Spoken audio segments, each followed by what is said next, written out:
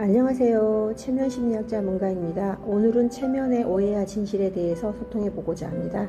체면, 힌노시스, 체면에 대해서 여러분 언제 들어보셨나요? 저는 체면에 대해서 대학원을 졸업하고 심리상담센터를 개소했을 때 처음으로 들어봤거든요. 그전에는 뭐 들어본 적이 없고 또 들어봤다고 해도 제 인식에서 체면에 대해서는 없었는데 심리치료를 하면서 이제 체면이 효과적인 걸 알게 되면서 그때부터 이제 체면에 대해서 연구하기 시작해서 지금은 ABH 체면 트레이너가 돼가지고 체면 치료를 하기도 하고 체면 교육을 하기도 합니다.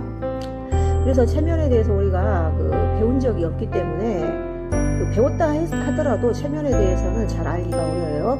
그렇지만 체면은 알고 보면은 우리의 정신 기능에서 가장 기본적인 어떤 집중과 관련된 거고, 또 어떤 정신적 성숙이라든지 무의식이라든지 잠재의식과 관련돼 있고, 사실은 알고 있지만 우리가 미처 깨닫지 못한 것이 체면이라고 볼 수 있어요.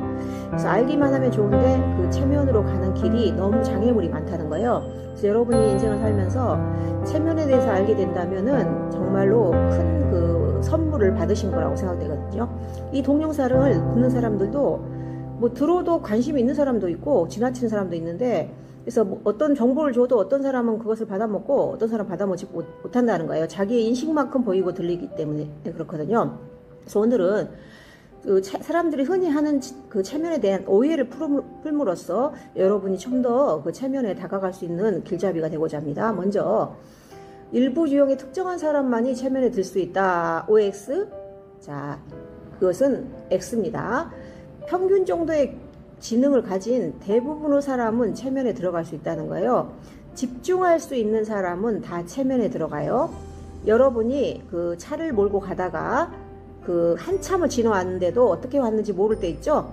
그게 체면 상태고 곧 무의식 상태거든요. 또 엘리베이터를 타고 가다가 내가 내릴 층이 18층인데 상대방이 10층에서 내리면 따라 내릴 때 있잖아요. 그것도 일종의 체면 상태. 그 체면 상태는 결국 무의식 상태에 들어갔다는 거예요. 의식이 멈춘 상태라는 거죠. 두 번째, 정신적으로 심약하거나 취약한 사람만이 체면에 들어갈 수 있다. OX. 지금 한번 같이 해볼까요? 자, X입니다.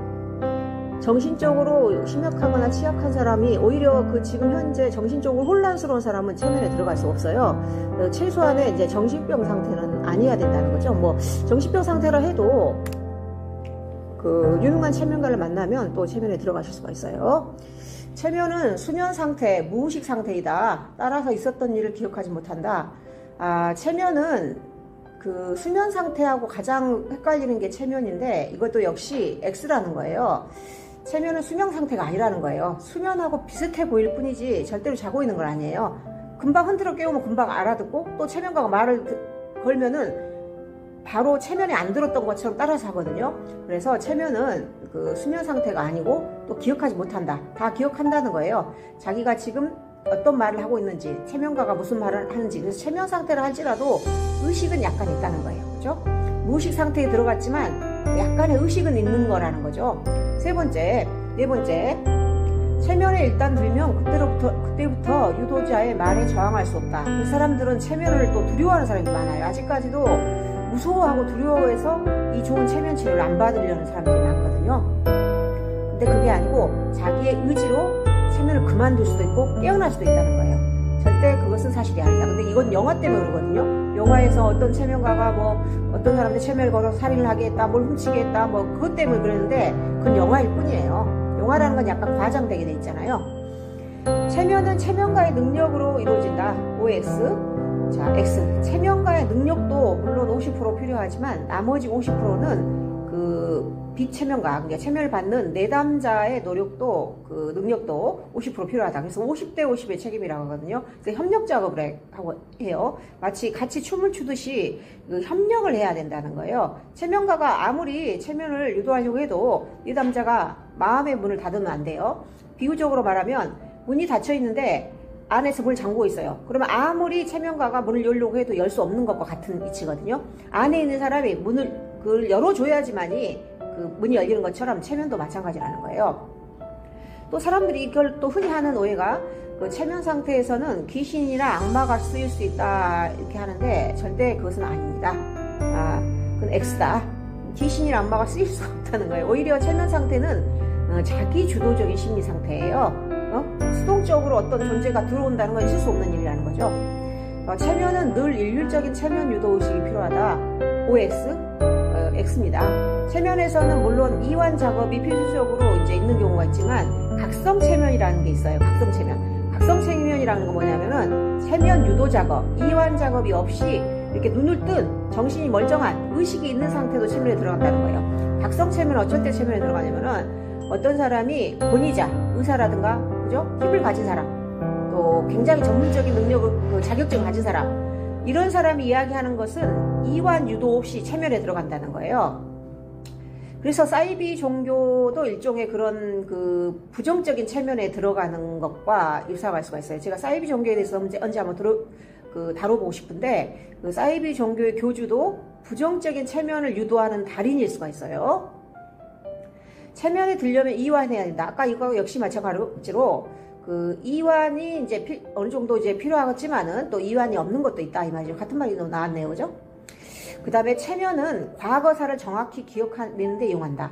체면은 과거사를 정확히 이해하는데, 기억하는데 이용되는 게 아니라 어떤 치료적으로, 그죠? 어떤 감정, 자기가 감정이 억압된 과거의 기억을 추적해 나간다는 거예요. 그래서 뭐 체면을 통해서 기억도 떠올릴 수 있지만 그것은 모든 체면에서 기억을 다 떠올릴 수는 없어요. 그래서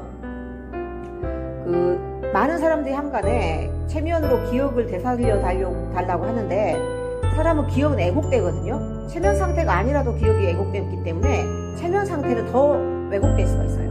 그죠? 그래서 체면에서 그 기억을 되살리는 것은 될 수도 있고 안 될 수도 있다라는 편한 마음으로 했을 때 기억이 되살아날 수도 있지, 어떤 기억을 되살리려고 하면 더 기억이 안 날 수가 있어요. 그 다음에 불가피하게 유도자에게 의존화된다. 이거는 이제 수동적이라는 뜻인데, 아까 제가 말했듯이 체면은 그 어느 심리치료보다도 자기주도적인 심리치료거든요. 체면가가 언제부터 그 사람이 트라우마가 생겼는지, 언제부터 어떤 이유로 문제가 생겼는지, 또 어떤 생각을 하게 됐는지, 어떻게 생각을 바꿔야 되는지 알려주는 게 아니라 스스로 언제부터 내가 어떤 문제가 생겼구나 스스로 통찰하고, 또 통찰했으면 스스로 자기 마음속에서 답을 찾고 교훈을 찾는 것이 체면 치료라고 볼 수가 있습니다.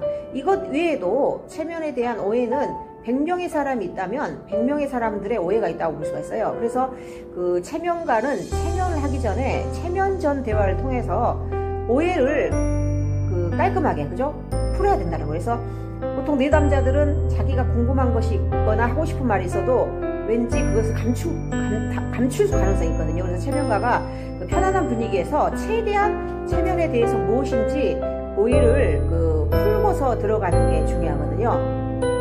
그래서 체면에 지금 오해에 대해서 이야기해봤는데, 체면의 절차도 잠깐 제가 또 이야기를 하자면, 먼저 내담자가 오시면은 일반 심리 상담처럼 작성을 한다는 거예요. 접수지를 작성해요. 접수지를 작성했으면은 일반 상담에서는 바로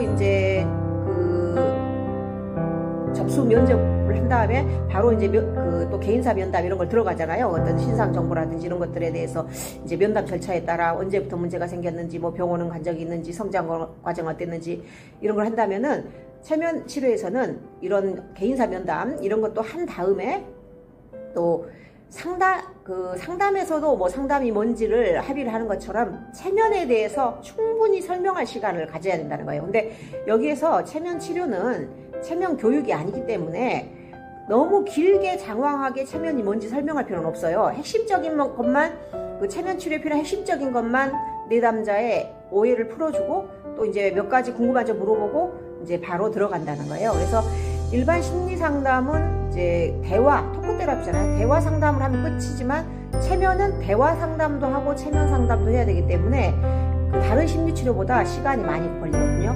보통 제가 서울에서 좀 알아보니까, 또 내담자들의 말을 들어보니까 심리 상담은 약 50분 동안 진행을 하는 사람들이 많더라고요. 근데 체면은 기본적으로 상담도 하고 체면도 하고 또 체면에 대한 오해를 풀어야 하기 때문에 약 2시간 정도 시간이 소요된다는 거예요. 그래서 한간에 체면이 비싸다고 하는데 사실은 가격은 똑같아요. 1시간 하느냐 2시간 하느냐 그 차이밖에 없다라는 거예요.